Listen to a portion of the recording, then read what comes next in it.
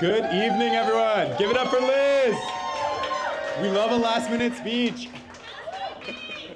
Hey, everyone. I'm so happy to be here with you all. I'm Mike Descala, if I haven't met you before. I'm one of Julie's friends from college. Just want to start off by saying a big thank you to both Julie and James for bringing us all together in such a beautiful place for the weekend, and also to their families. Give it up for them, yes? We've been having a lot of fun here so far for everyone who's been in for the past couple days, and are very excited to welcome everyone who just got in this afternoon. Still have a great lineup, as Liz just walked us through.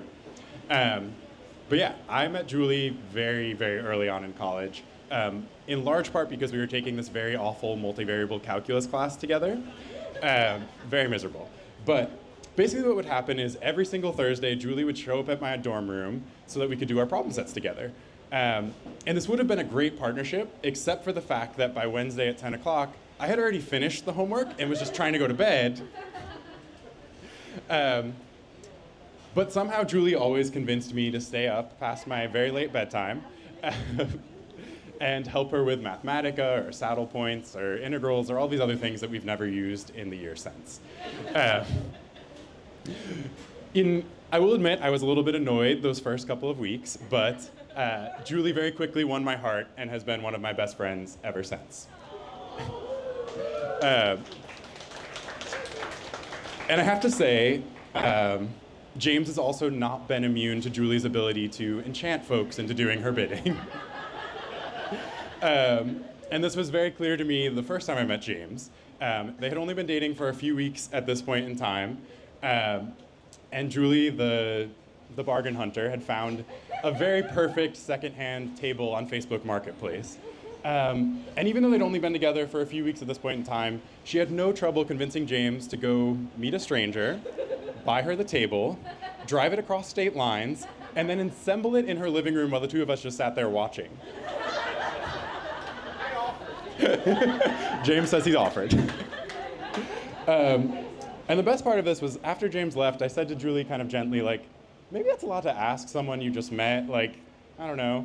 And she just turned and looked at me and said, he was coming to Manhattan, it was on his way. And I guess she was right, because we're all here together this weekend.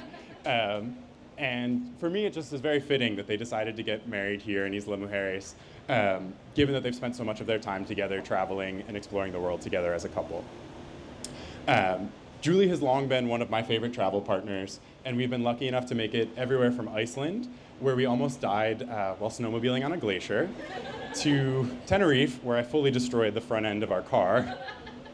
But one of my favorite trips of all was in 2021, where Julie, James, and I decided to escape both the plague and the cold by moving to Hawaii for a few months with our friends Jared and Rebecca.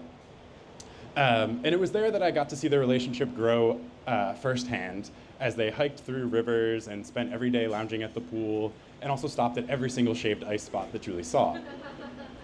I feel very lucky that I had that time to get a chance to get to know James much better. And I had a hunch at the end of that month that there was probably a ring coming in the future.